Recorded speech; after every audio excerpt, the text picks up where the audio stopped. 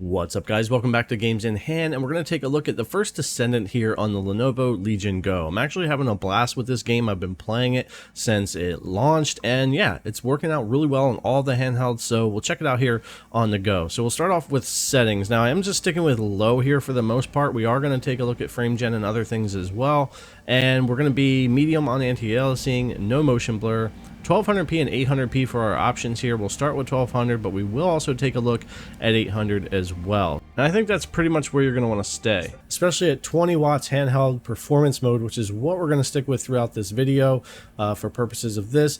I think you're going to want frame generation potentially if you're running 1200p or 800p native. But here at 1200, you can see as we were running around on the Steam Deck too, you get those weird janky times where your frame rate's all goofy, but it does tend to stabilize and work okay. And if we turn frame gen on, which with FSR quality, again, I don't love the image quality, but on the go, coming up to 1200p upscale, it's not too bad. Now back to native here in a group doing a kind of an instance. We're still in that 30s range. It runs similar to how the Steam Deck will do 800p at the 15 watts, but at 1200p 20 watts here, we get kind of similar performance, so it's pretty interesting there, but that tends to happen to be the case a lot of the time. Now if we kick frame gen on though, we're able to come up here to 60 or above, which actually felt great. There's always going to be something with image quality or something with input latency, but I will say, even though I don't think this is using like the newest versions of everything, it worked pretty well. I thought the input latency was doable and that the frame rate felt really good with frame gen on the go, much better than anything I could experience over on the Steam Deck with frame gen. So that's something nice to see. I actually think I would play this game at 1200p with frame generation on, unless I run into issues with it later over the 800p native. But that's just something you can decide for yourself there. With all native in the same area here, you'll see we're at 30, 33.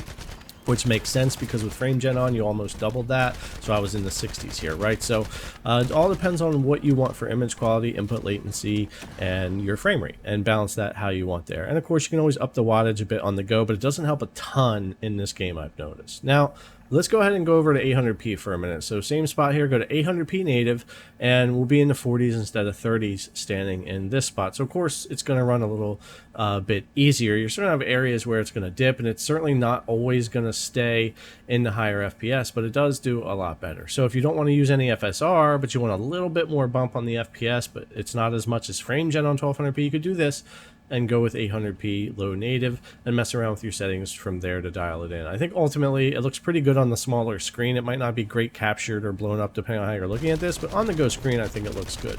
And jumping into that same instance we were at earlier with native, we were in what, 35, 37 FPS right here at 1200p native or so, and at 800p we're more in the 40s, high 40s and low 50s there, so actually pretty decent performance. You can kick on frame gen with FSR as well at 800p and get yourself well above, you know, 80, 90 FPS when it's working properly. It did break a couple of times here and I had to restart the game, and then frame gen worked again. Just be aware of that, especially at 800p for some reason.